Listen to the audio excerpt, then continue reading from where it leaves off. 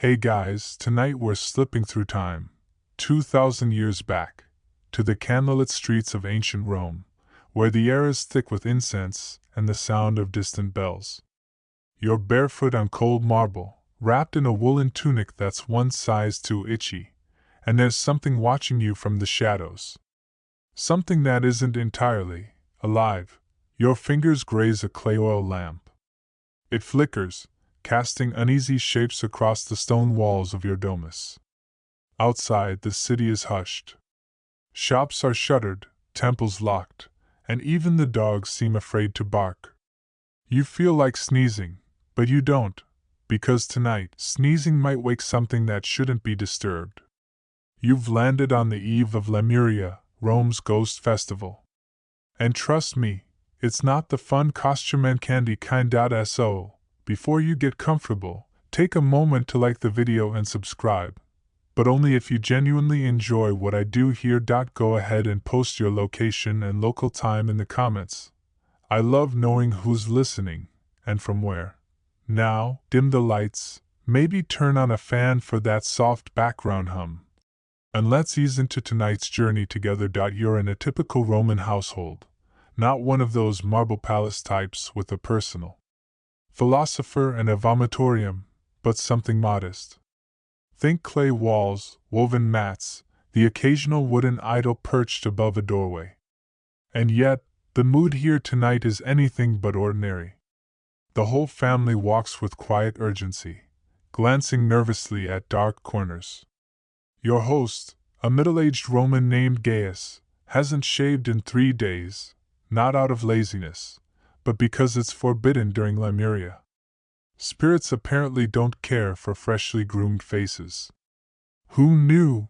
You follow Gaius as he gathers the household, wife, children, even the elderly grandmother with the milky eyes, into the atrium, the central room of the house.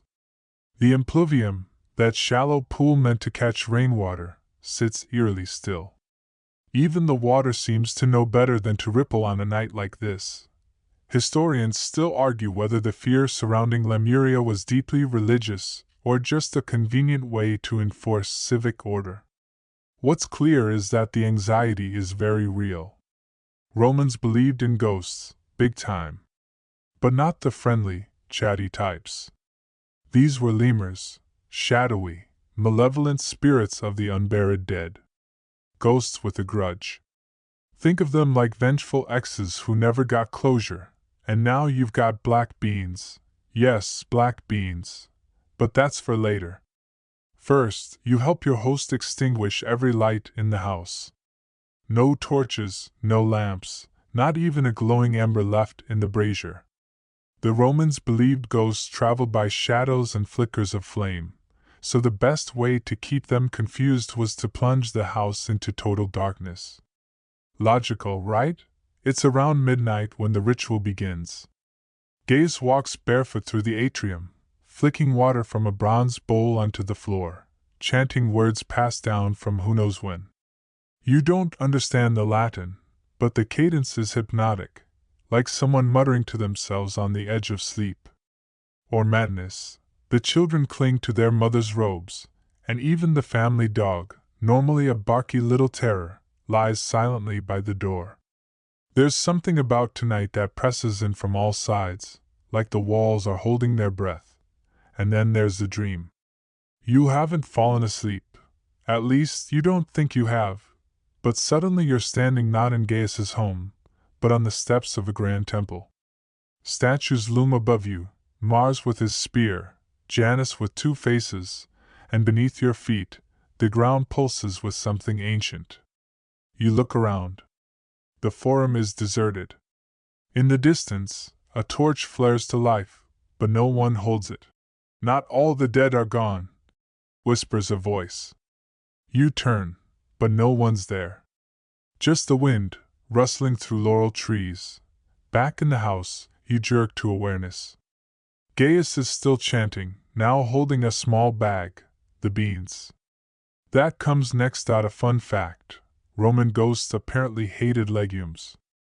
The poet Ovid wrote about this in his Fasti, a sort of ancient Roman farmer's almanac/festival guide. He claims that black beans were considered a symbolic food for the dead. By tossing them over your shoulder while reciting a specific incantation, you could buy off any ghost still lingering around your home. Whether that worked or not is, well, historians still argue whether Lemuria was a way to deal with real spiritual fears or just an elaborate way of managing grief and guilt in a society obsessed with ritual. But that's not your concern right now. You're busy counting beans in the dark. The first night of Lemuria is always the most intense. The city feels thinner. As though if you lean too hard against a wall, it might fall away into the underworld. Romans had dozens of festivals, from Saturnalia, aka Roman Mardi Gras, to Lupercalia, that very awkward wolf-themed Valentine's thing, but Lemuria was different. No feasting, no music, no crowds. Just whispered prayers and the rustle of footsteps in unlit rooms. The neighbors aren't holding parties either. You hear no liars, no drunken arguments. Even the gossiping widow next door, who normally rants about her neighbor's laundry habits, is silent tonight. Later, when you sneak a glance through the narrow slats of the wooden door, you see a figure walking the street in pure silence. No torch. No companion. Just a man in a loose tunic, muttering to himself and stopping every few steps to toss something invisible into the dark. Another bean chucker, and then it's over. Gaius finishes the chant, washes his hands 3 times, and drops the bowl back into its place beside the lararium, the family shrine. There are no cheers. No hugs. Just a collective exhale. You survived the first night, but there are 2 more to go. You lie down on a mat in the corner of the atrium. It smells faintly of olive oil and dust. Your eyes flicker closed. And just as sleep begins to edge in, you hear something, soft, deliberate, slide across the floor. A whisper? A footstep, or maybe it's just the beans settling. You wake to the thin light of dawn sliding through the slit in the wooden shutter. It's a sallow sort of light, the kind that doesn't bring warmth, just a reminder that the ghosts haven't left yet. You stretch your arms and roll onto your side, the reed mat crinkling under your weight, and realize something strange. The silence from last night isn't gone. It's only deeper. The city still holds its breath. Outside, the street smells like ash and bread, the usual, but the normal hum of daily life is still muffled. No market cries. No clatter of pots. Just the steady beat of sandals moving cautiously along stone roads, and somewhere, faintly, the sound of a temple bell. It's the second day of Lemuria, and you're still expected to act like the ghosts might be listening. You're not wrong. Gaius is already up, pouring watered wine into a terracotta bowl as an offering to the Laras, the household gods. His eyes are red from lack of sleep, and his hands tremble slightly as he sets the bowl down. "We must be precise," he mutters. "They don't forgive sloppiness." You nod like you totally understand what he means. In truth, you're still processing the fact that ancient Romans didn't just believe in ghosts. They organized their calendars around them. Lemuria was one of the oldest festivals in Roman tradition, said to date back to Romulus himself. The story goes that after Romulus killed his twin, Remus, he started seeing his ghost. Not in the, "Ah, I miss my brother" sense, but more like, "He's appearing in mirrors and whispering threats through the water pipes" sense. To appease his angry sibling, and perhaps the others who had died without proper rites, Romulus instituted the Lemuria festival. Historians still argue whether this origin story was a genuine tradition or just a piece of myth-making meant to legitimize the rituals. Either way, it stuck. Lemuria became an annual affair, one of those events that everyone quietly dreaded but no one dared skip. This morning, your job is simple: avoid anything remotely festive. No weddings. No new business ventures. Definitely no weddings involving new business ventures. Romans believed that trying to start something fresh during Lemuria was inviting misfortune. Imagine unboxing a new mattress during a horror movie marathon. It just feels cursed. You help Gaius's wife sweep the front threshold with a bunch of dried herbs bound in string. Not for cleanliness, though, let's be honest, it could use it, but as a way to symbolically brush out lingering spirits. They love doorways, she tells you. Same as cats. A bit of a stretch, but okay. The kids are less spooked today. They giggle as they sneak black olives into each other's togas, then squeal when their grandmother scolds them in Latin that sounds suspiciously like a bedtime curse. But there's an edge to everything. No one dares speak above a whisper when walking past the lararium.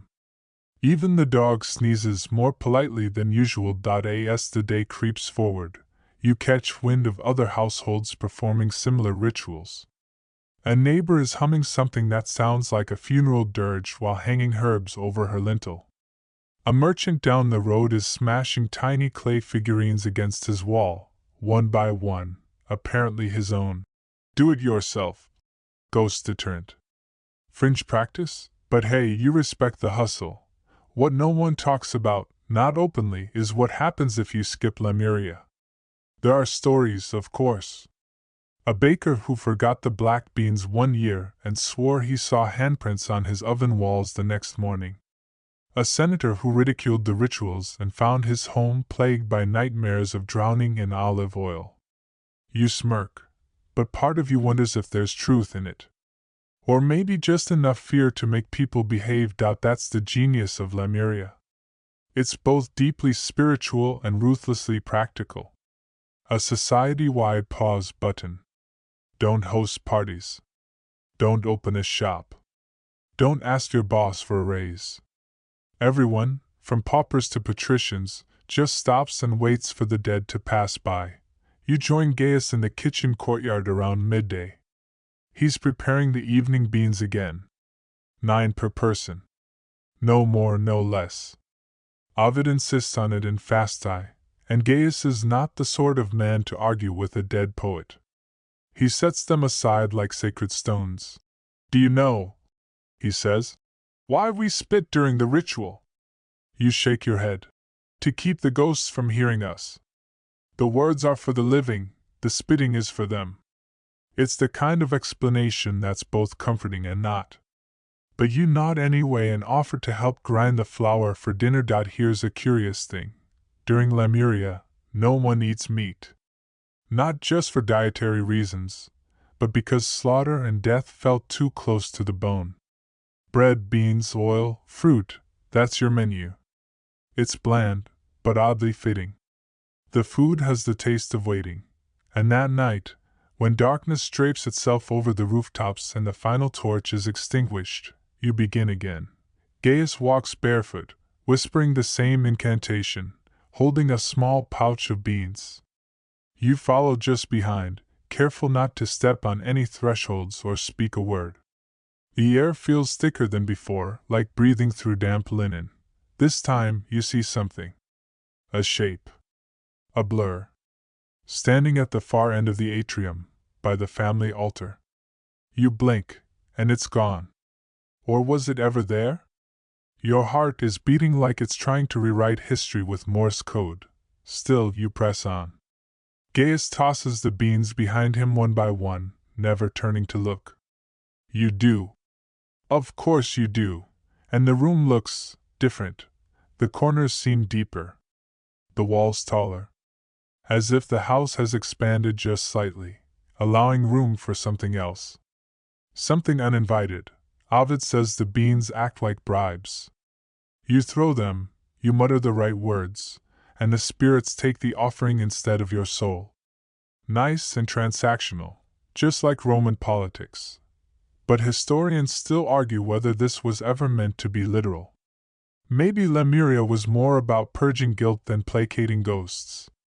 The Romans had plenty to feel guilty about: wars, betrayals, the whole "let's crucify people for tax evasion" thing. Maybe these rituals were less about the dead, and more about what haunted the living, Whatever the case, you make it through. The beans are gone. The incantation is complete. And when Gaius washes his hands and declares, "We have honored them," there's something final in his tone. You lie back on your mat, the last echoes of the chant still humming in your ears. It's quiet. Not the unnerving quiet of the first night, but a stillness that feels earned. 2 nights down. 1 to go, and the shadows seem just a little thinner. Morning creaks in like an old hinge. You lie still for a moment, watching the pale gold light leaking through the shutters, illuminating the fine dust suspended in the air, tiny particles floating lazily like they have nowhere urgent to be. The silence is back, though softer now, less on edge. It's the third and final day of Lemuria, and there's a shared hope whispering through the walls. If you've done everything right, tonight, the spirits leave. You roll onto your back and stretch, joints clicking like poorly oiled chariot wheels, and immediately spot something odd. The bean bowl, left in the corner after last night's ritual, is empty. Not a single bean on the floor, not a squashed remnant, nothing. Gaius swears he didn't sweep them up. Neither did anyone else. You glance at the dog, but even he's sitting up straighter than usual, as if trying not to attract attention from things he doesn't understand. You get the creeping feeling you've already said goodbye to something. Still, no one in the household is ready to celebrate. This isn't Saturnalia with its chaotic joy, or Lupercalia with its, ritual nudity and goat thongs. This is Lemuria. Celebration is the wrong word entirely. Survive, that's the vibe. Finish the rites. Show respect. Hope the spirits are feeling generous this year. Today, like the previous 2, you go through the motions, cleaning the altars, burning incense, avoiding eye contact with mirrors, because apparently ghosts love to photobomb reflections. The mood is marginally lighter though, like everyone's holding their breath waiting for the final exam to be over. The kids are back to whispering jokes. The old woman who lives across the street dares to hum a song while stringing herbs, even if it's a funeral tune in a minor key. Baby steps. But let's rewind for a moment. Why beans? It's not like the ancient Roman pantry didn't have other options. There was honey, wheat, salt, even tiny statues carved from wood or wax. But no, 9 black beans, tossed with a muttered phrase and a dramatic spit out. Here's where it gets fun. Beans, in Roman folklore, weren't just food, they were believed to contain the souls of the dead. Yeah, like little portable ghost pods. The philosopher Pythagoras, yes, the triangle guy, even banned beans among his followers because he claimed they were, quote, akin to human flesh. EW, right? But also, historians still argue whether this belief came from the bean's shape, their ability to grow quickly from the soil, symbolizing rebirth, or their tendency to make people gassy. Which, let's face it, could be interpreted as spirit activity by someone in the right mindset and candlelit room. But in Lemuria, these beans weren't eaten, they were bait. Tossed to lure spirits out of hiding, then discarded. Like paying a toll to pass safely through a haunted toll booth. You can almost hear the conversation. Here you go, ghosty. Take a bean and go gently into the underworld. No hard feelings. By midday, Gaius finally allows a small fire in the kitchen. Not for cooking, just for warmth. That's your first sign the tension has lifted a hair. Over lunch, still meatless, still bland, he explains something else. Not all spirits are angry. Some are just confused. If someone dies violently or suddenly, he says, stirring the oil in slow circles, they don't always know they're dead. They linger. They wait. Lemuria helps them understand. You nod, chewing thoughtfully on a hunk of barley bread that could double as a doorstop. You hadn't thought of ghosts that way before. Not as vengeful, but lost. Maybe that's why the rituals aren't dramatic exorcisms, they're instructions. You're dead, the household says. You can go now. And maybe, just maybe, the ghosts listen. By late afternoon, preparations for the final ritual begin. Everyone's quieter again. The kids are scrubbed clean. Gaius changes into a fresh tunic. You help arrange the beans in sets of 9 on a cloth near the door. The air smells like crushed bay leaves and beeswax. One more night. One last walk through the darkness. But tonight there's a change. Instead of only walking the perimeter of the house, Gaius leads the procession, barefoot, whispering, bean clutching, out into the street. You follow, holding a tiny clay lamp that sputters nervously in the wind. Other families are doing the same. Shadows flit between the flickers of flame, the collective murmur of incantations blending into a soft, eerie chorus. You're walking through a city of whispers. Every home releasing its ghosts, every doorway offering beans to the breeze. And here's the wild thing, no one has told the city to do this. There's no imperial decree. No priests marching about. Lemuria is private, every household responsible for its own spirits. And yet, here you are, surrounded by a synchronized sea of solemn footsteps and softly tossed beans. Ovid wrote that Lemuria took place on the odd-numbered days of May 9th, 11th, and 13th, because even numbers were considered lucky, and odd numbers, well, not so much.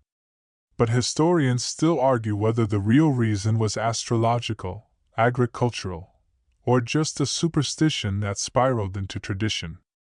Kind of like how Friday the 13th still weirds people out centuries later.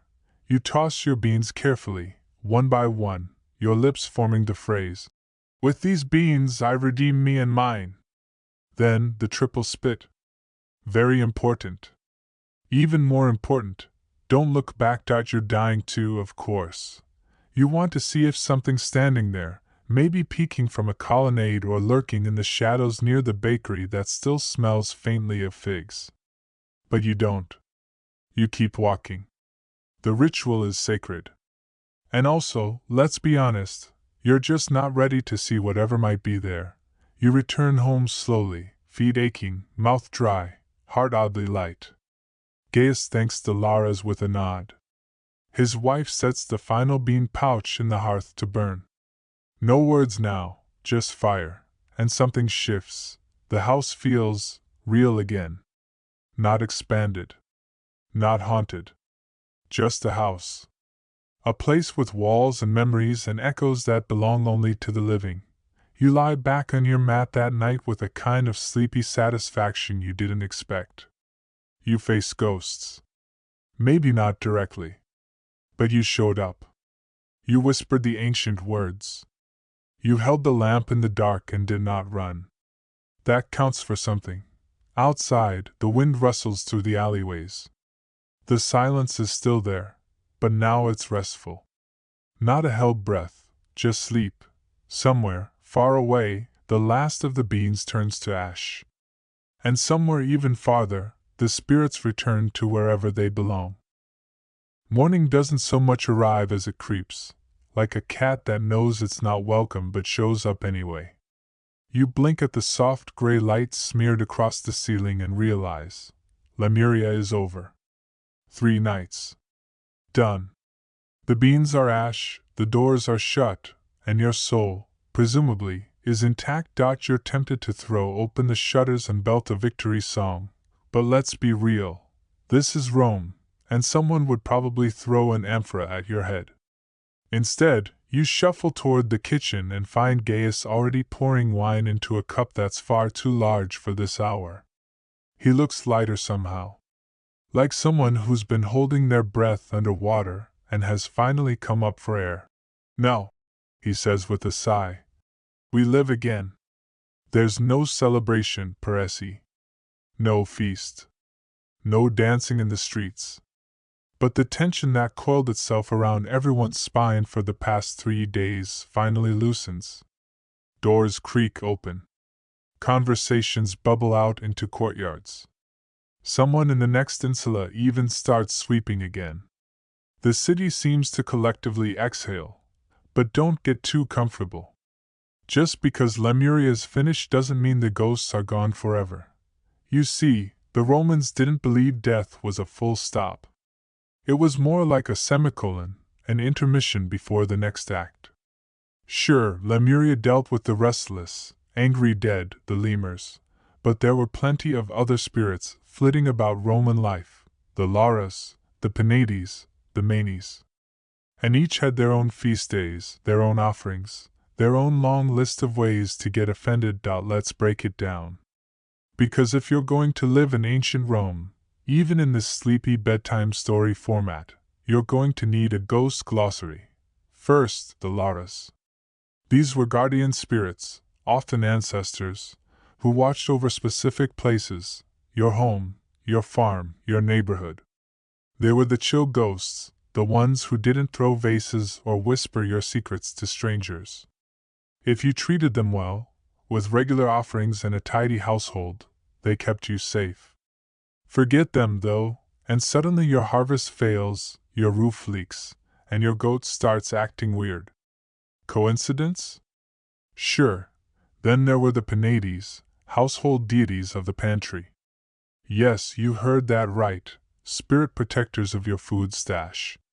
Keep your cupboard in order, honor the Penates with a splash of wine or a piece of bread, and your dinners would be plentiful. Neglect them, and say goodbye to that tasty barley stew you were counting on. And finally, the Manes.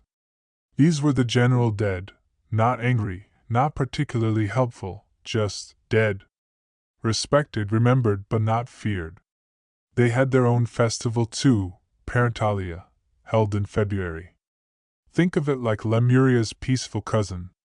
Families would visit graves, leave gifts, light fires, and basically throw a picnic in the cemetery.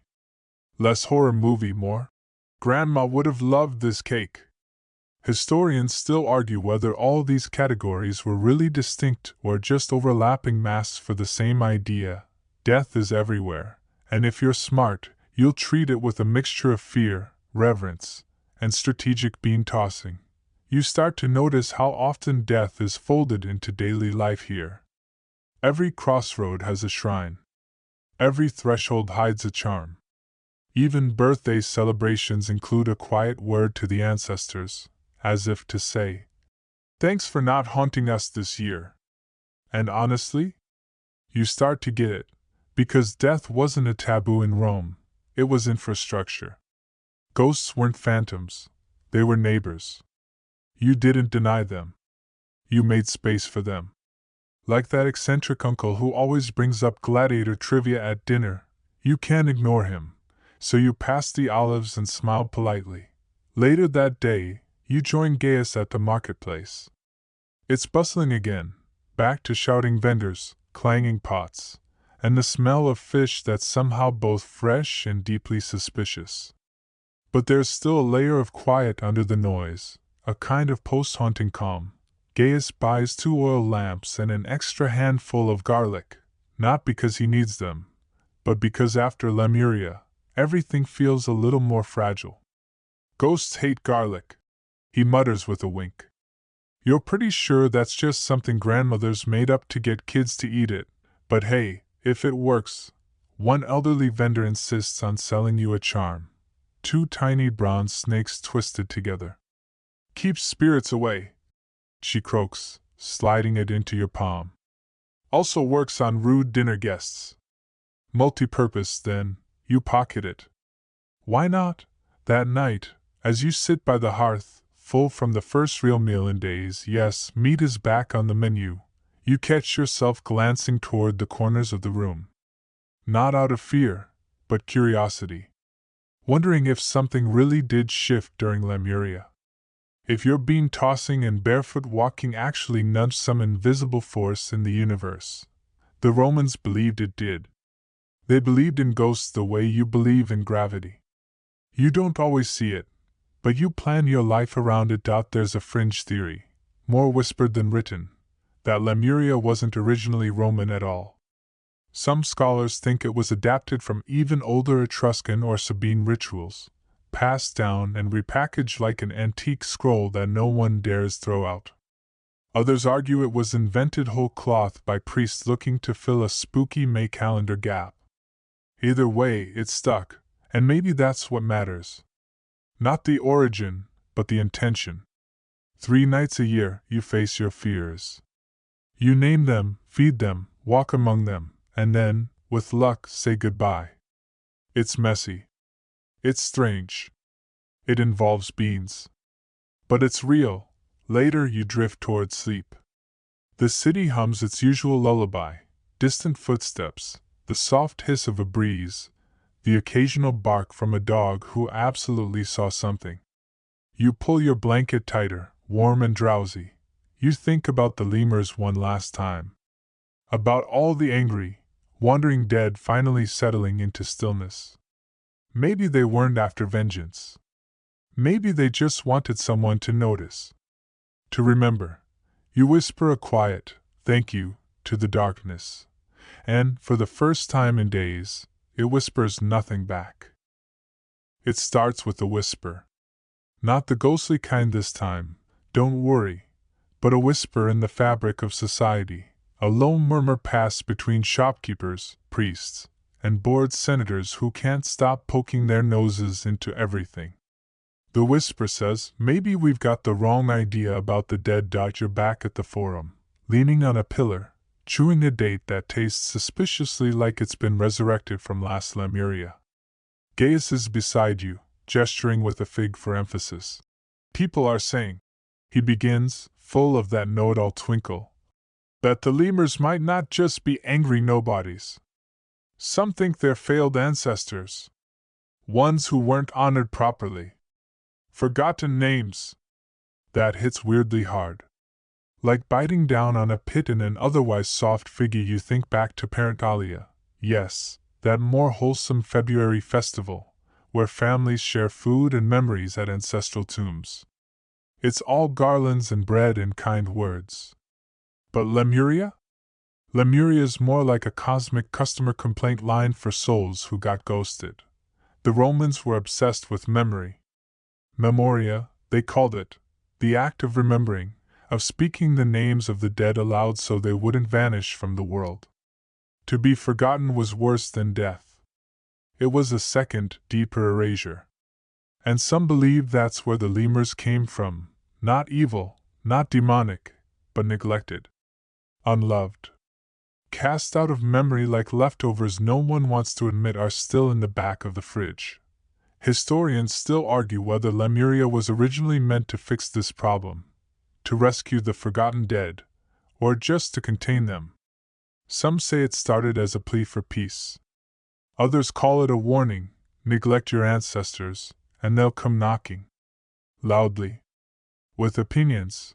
Whatever the truth, one thing is clear, Romans didn't just mourn their dead, they managed them. The afterlife was a bureaucracy, and you were expected to keep the paperwork tidy. Offerings, names, rituals, miss a deadline, and suddenly Uncle Quintus is rattling chains behind your bedroom wall. Fun. Later, as you stroll through the Subura, that lower-class neighborhood full of smells, cats, and gossip, you see a curious thing. A family kneeling at a makeshift altar. Not Parentalia. Not Lemuria. Just a quiet, personal moment. They're murmuring a name you don't recognize, pouring wine onto the ground, and laying out a handful of olives. A child drops a fig and looks up at you. He died last year, she says, as if explaining why they're out here on a random afternoon. We don't want him to feel left out. It's moments like this that make Rome feel less like an empire and more like a neighborhood with an unusually high population of invisible roommates. Everyone seems to be carrying someone, some memory, some fear, some name they can't let go of. And while Lemuria might be the loud, bean-hurling festival we focus on, it's just one expression of this larger truth. Romans lived with the dead. Not metaphorically. Literally. Cremated remains were stored in walls, tombs lined streets, and household altars held tiny figurines that looked suspiciously like Grandpa. You wander back toward the Aventine Hill, past shrines carved into corners like spiritual post-it notes. Some are grand columns, marble, little temples with serious, "Do not touch" energy. Others are simple, a painted tile, a chipped statue, a candle in a cracked bowl. You remember what Gaius said earlier? About the lemurs being failed ancestors. It makes you wonder. What does it mean to fail as an ancestor? Is it them who failed?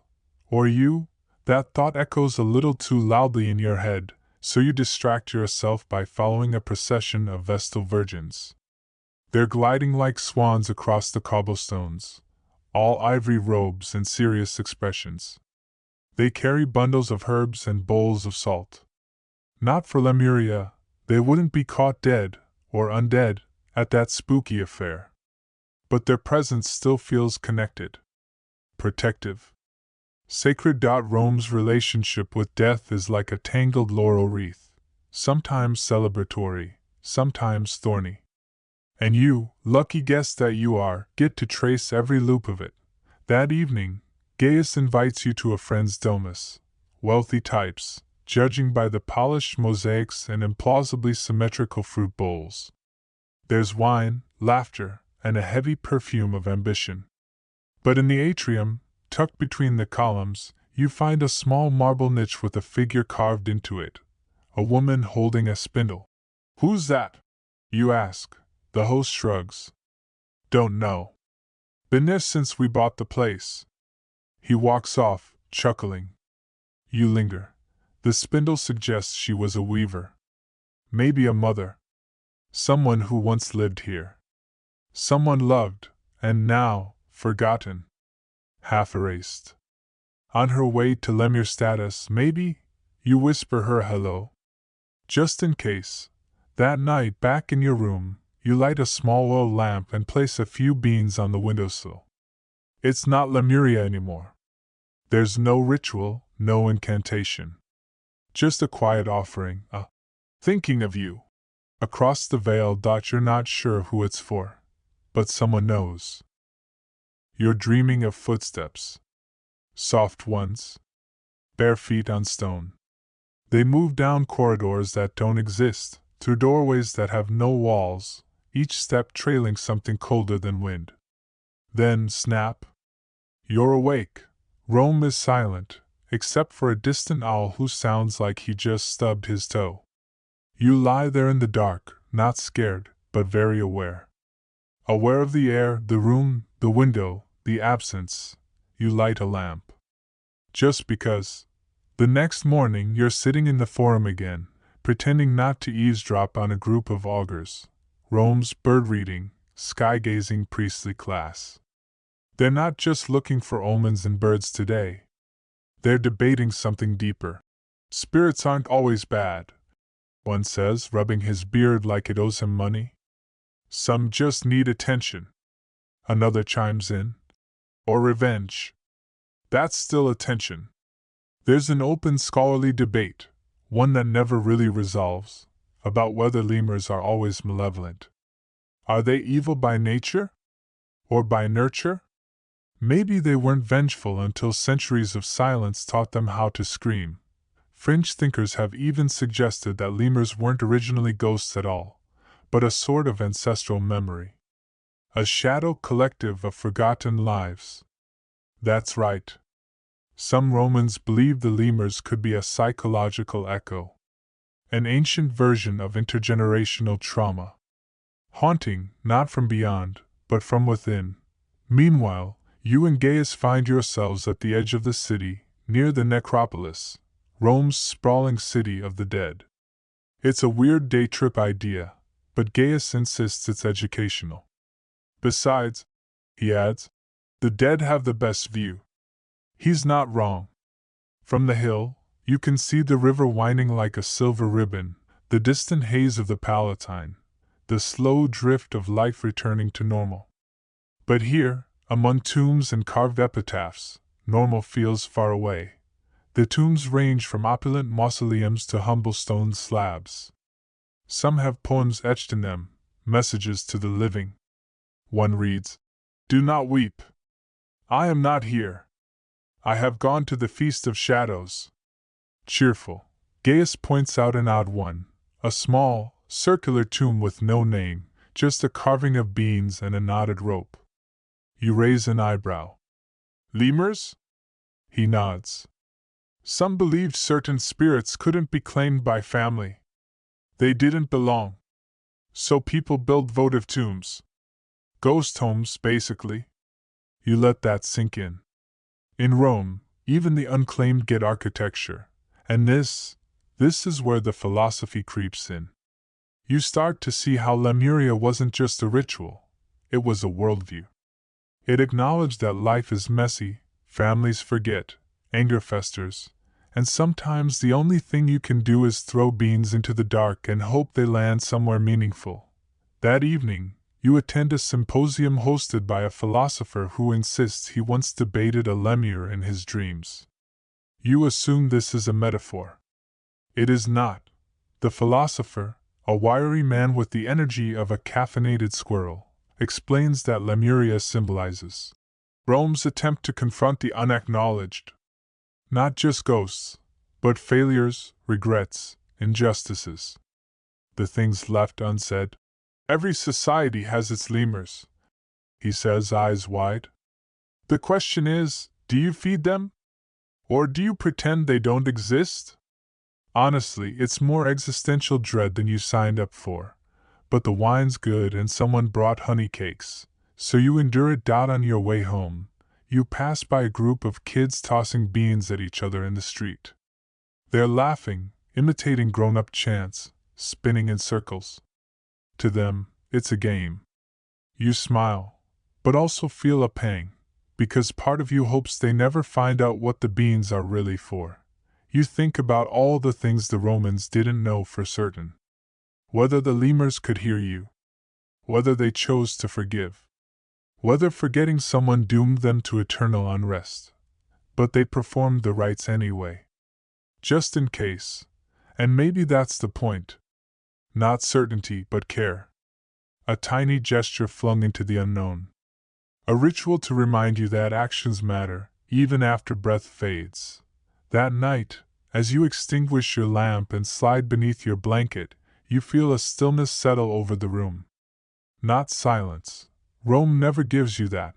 But a hush, like someone pressing a finger to their lips. Maybe it's a ghost dot, or maybe it's just the memory of one. The sky is a bruised shade of purple as another Lemurian night begins. You're walking with Gaius again, this time through one of the quieter quarters of Rome, where even the stray dogs seem to have turned in early. People are shuttering their homes a bit faster than usual tonight. Candles are already lit behind thick curtains, and there's this creeping hush that slips into the alleyways like fog. You get the sense that everyone's trying not to breathe too loudly. Tonight is the middle of the 3 Lemuria nights. The peak. The Roman equivalent of that moment in a horror movie when the power cuts out, the door creaks, and everyone collectively decides to split up for no reason. Only here, people do the opposite. They stay put, shut up, and don't tempt fate. You're starting to appreciate how theatrical Roman rituals are. Everything's symbolic, exaggerated, almost dramatic on purpose. And nowhere is that clearer than in the household rites. You've seen them once now, but Gaius insists tonight you actually participate. You have no idea what you're signing up for, but you're already holding the beans again, so it's clearly too late to back out. You follow him into his home. Lamps are dimmed, the atrium is unusually cold, and the door is barred tight. His whole family is barefoot and solemn, even the toddler who usually throws fig paste at strangers. There's a silence that borders on reverent, and for a moment you feel like you've wandered into a sacred theater. Then, with a nod from his wife, Gaius begins. He walks barefoot through the house, tossing black beans over his shoulder. Not forward, not at anything, but behind him. The logic? Ghosts follow. Always behind. He speaks the same phrase 9 times. With these beans I redeem me and mine. You whisper it too, though you mangle the Latin. His wife flinches when your accent turns, redeem, into something dangerously close to roast. Still, the point stands. This whole thing, it's not just to scare spirits off. It's to balance the books. Beans as tokens, substitutes, payments. And the number 9? In Roman myth, it's connected to the underworld. Think of it as the ghost hotline's lucky number. Behind you, there's nothing. But you still resist the urge to look. You're not entirely sure if it's respect or fear. Either way, your neck is locked stiff, and your heart is pounding just a bit harder than you'd like. Then, just as you think it's over, Gaius claps his hands. Loud. Sharp. Almost like he's chasing something invisible out of the air. He claps again. And again. 9 times. That's how the rite ends. Not with a whisper, but with a thunderous rejection. A very Roman mic drop. The dead have been acknowledged. Federal paid off. Now it's time for them to leave. But of course, there's always a twist. After the ritual, Gaius pulls you aside. You did well, he says, offering you a small bowl of wine. Then he pauses. But not everyone agrees on what Lemuria really does. Like what? You ask, sipping nervously. Well, he says, some think it doesn't chase ghosts out. It invites them in, safely. You stare at him. I thought the beans were like spiritual bug spray. They are, he shrugs. But imagine it's not about banishing, but channeling. Like ghost diplomacy. And this is where it gets weird. Some philosophers and mystics in Rome believed that Lemuria was more than a ritual. It was a portal. A window of time where the living and the dead could coexist without chaos. Think of it like a seasonal border pass. You let the ghosts in, you show respect, and you send them back out before they overstay their welcome. One fringe theory, popular with certain cults, held that the beans themselves weren't offerings, but anchors. That the act of tossing them behind you didn't drive ghosts away, but gave them a temporary physical presence. A seat at the table, so to speak. Historians still argue whether Lemuria was meant to be protective or participatory. Was it a ward? Or a welcome? A warning? Or a wink? And that ambiguity, it tells you something about Rome. Rome wasn't afraid to live with contradiction. They had gods for war and peace, fertility and famine, chaos and law. Why shouldn't their ghost festival be both an exorcism and an invitation? Later that night, you're walking home alone. Not by choice. Gaius stayed behind to guard the family shrine, just in case. You try to tell yourself that everything's fine. That you threw the beans. Said the words. Clapped your hands. Still, you swear something is following you. Not steps, just a presence. Like a memory that lingers on your skin. You pass a small alley where an old woman is sweeping salt and patterns across her doorstep. She meets your eyes, nods slowly, and goes back to her ritual. Not a word exchanged, but somehow she gets it. The vibe tonight is universal. As you finally step into your room and lock the door, you notice something odd on your pillow, a single black bean. You didn't bring any home. You stare at it for a long time, not touching it, not breathing. Just looking. Wondering. Is this a prank from Gaius? A trick of the wind? Or a message? Whatever the case, you leave the bean where it is, just in case.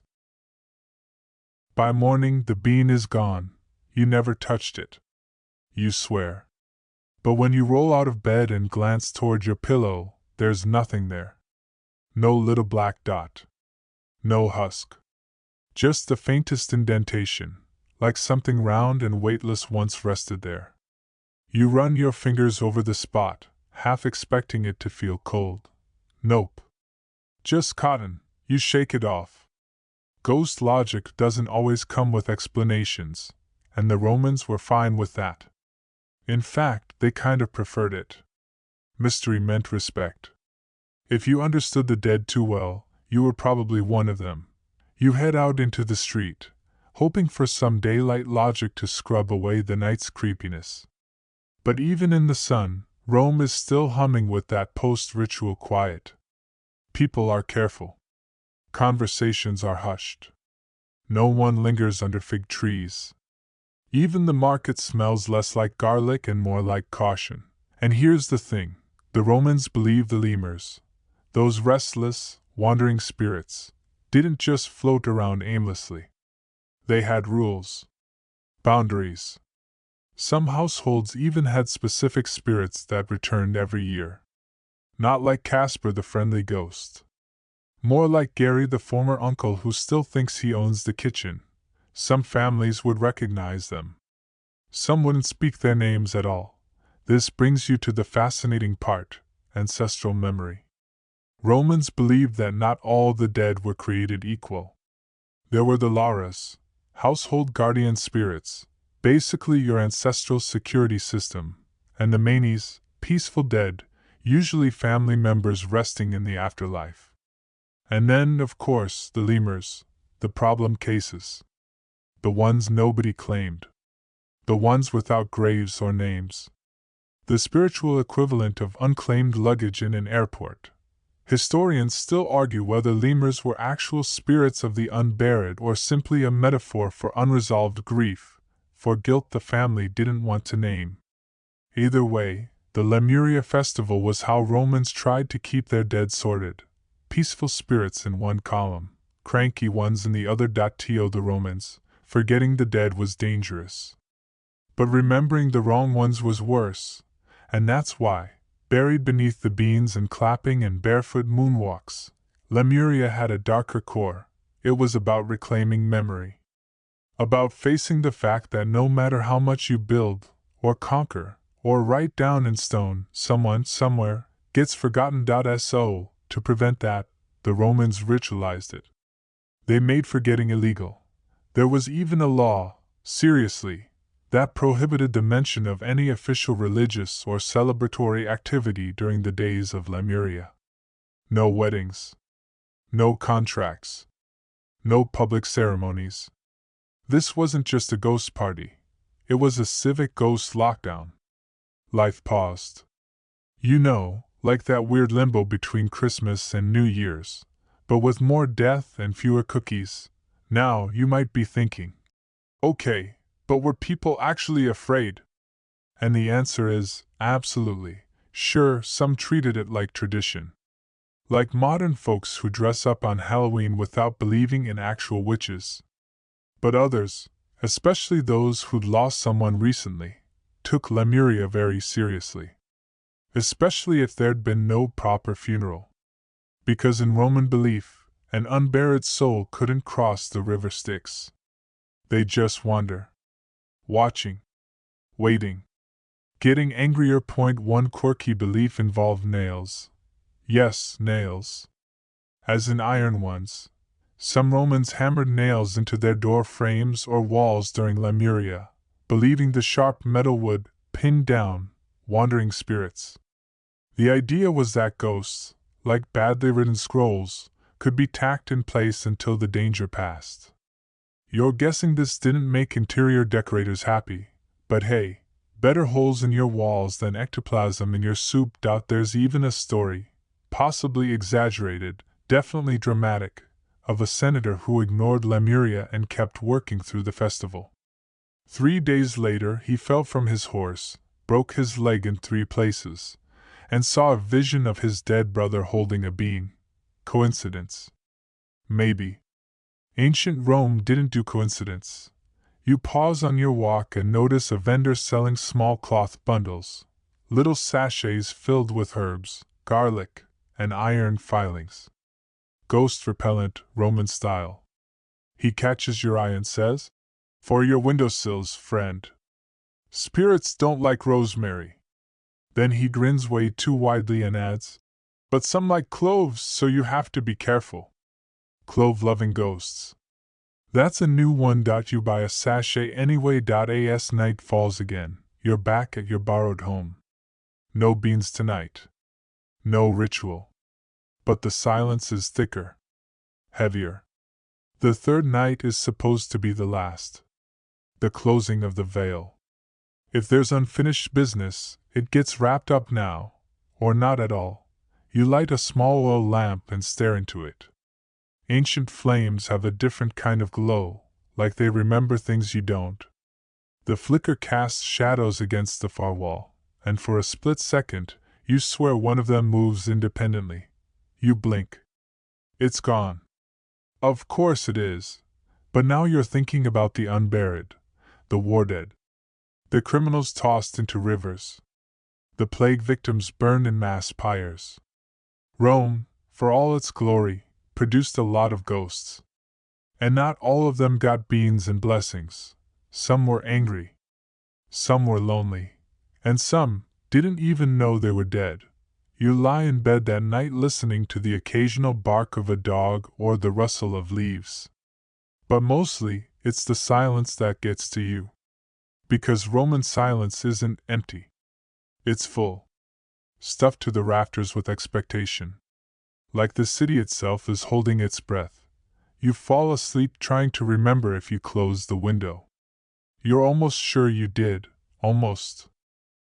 You wake to birdsong and a dry throat. No ghosts. No beans. Just the faint smell of olive oil and dust, and a vague memory of dreaming about a woman with silver eyes whispering in Latin. You can't remember what she said. Only the feeling, like someone tried to tell you a secret but the words didn't stick. The Lemuria is over. That's the Roman belief, anyway. 3 nights, and it's done. The restless spirits are either pacified or, well, not your problem anymore. You're meant to get back to daily life. Appointments. Arguments. Anchovy pie. But the air still feels strange. Even the sun looks different today. Too pale, too polite. Like it knows it's intruding on something sacred. You step out into the street. There's movement again. Children running, someone arguing over figs, a woman with a basket yelling at a goose. Rome is waking up, but cautiously. Think of it like coming home after a long trip and finding your furniture just slightly out of place. Familiar but not quite right. This is where you realize the festival wasn't just about ghosts. It was about you. It was about making peace with the fact that death is always brushing past you in the crowd, always leaning against the wall of your favorite bakery, always riding in the back of your cart whispering. Soon. The Romans didn't try to banish death. They invited it in, gave it dinner, handed it a bean, and then politely asked it to leave. And somehow, that worked. You head toward the Campus Martius, the field of Mars. It's still early, so the crowds aren't thick yet. Just a few priests muttering over incense, a group of young men stretching for drills, and one elderly man feeding breadcrumbs to what might be the most self-important pigeon in Rome. The Campus Martius holds layers. Not just dirt and stone, but memories. This was once the burial ground of the ancient kings, before burials inside the city were banned, which, by the way, was partly because people didn't want cranky ghosts showing up at dinner parties. That law stuck around. Here's a fact you probably didn't know. Romans believed the soul, upon death, left the body through the mouth. That's why many placed coins in the mouths of the deceased, to pay Charon, the underworld ferryman, yes, but also, perhaps, to seal the passage. To keep something from escaping, or something else from creeping in. Historians still argue whether these traditions were adopted from the Etruscans, the mysterious pre-Roman civilization, or whether the Romans made it all up as they went along. Either way, they built a culture where death wasn't hidden. It stood right next to you in line at the bathhouse. And that's why Lemuria mattered. It wasn't a ghost story. It was preventative maintenance. Emotional pest control. You honored the forgotten so they wouldn't ruin your crops. You remembered the dead so they wouldn't scratch at your windows in the night. You whispered names just loud enough to calm the dark. There's a scholar, let's call him Marcus for simplicity, who once suggested that Lemuria was originally a private affair, held only in the homes of patrician families. Over time, it became more widespread. Kind of like how a meme becomes a public movement. One person throws beans. Another claps. Next thing you know, it's on state calendars. But Marcus also believed that Lemuria was tied to guilt, and that's what sticks with you. Because for all the public ritual and civic pageantry, at its heart, Lemuria is intimate. It's about the people you lost and didn't properly mourn. The fights you never settled. The people you let slip through your life like sand through fingers. You head into a nearby shrine, one of those half-forgotten alcoves with cracked frescoes and faded offerings. Someone's left a sprig of myrtle and a small clay doll with one arm missing. Not fancy. Not formal. But the kind of thing that says, I remember. You sit for a while, not saying anything. That's part of the ritual too, quiet. The Romans knew when to make noise, when to clap, chant, sing. But they also knew the power of silence. The kind that fills the gaps between footsteps. The kind that lets spirits come close without feeling chased. You sit there, letting the past settle in your lap like a cat you didn't know you missed. Then you rise, shake off the dust, and head toward the Forum. Because today, of all days, the world restarts. Deals are made. Marriages resume. Rome remembers how to breathe again. But there's still an echo under every stone. A memory in the mortar. You pass a couple lighting a candle on their doorstep. Not required, not ritual, just something they do. And maybe that's the point. Lemuria didn't need you to believe. It needed you to participate. Because if ghosts are real, they're probably not all chains and moans and flickering lights. They're more like thoughts you haven't had in a while. Regrets you didn't realize were still lurking. Smells that remind you of your grandmother's kitchen. The face of someone you swore you'd never forget but can't quite picture anymore. You reach your lodging and see something out on the doorstep. A single, black bean. Uncooked. Uncrushed. Just sitting there like it chose you. You glance around. No one in sight. No prankster. No cultist in a toga grinning behind a column. Just the bean. You think about picking it up. But you don't. Instead, you step carefully over it and go inside. Some doors aren't meant to be reopened. You dream again. This time, you're not in your own body. You're floating through marble hallways by torchlight. Stone walls whispering Latin lullabies, the scent of hot wax and old bones in your nose. Below you, a procession moves in silence. Men in dark tunics walk barefoot, heads bowed, each holding a sprig of rosemary and a bowl of barley.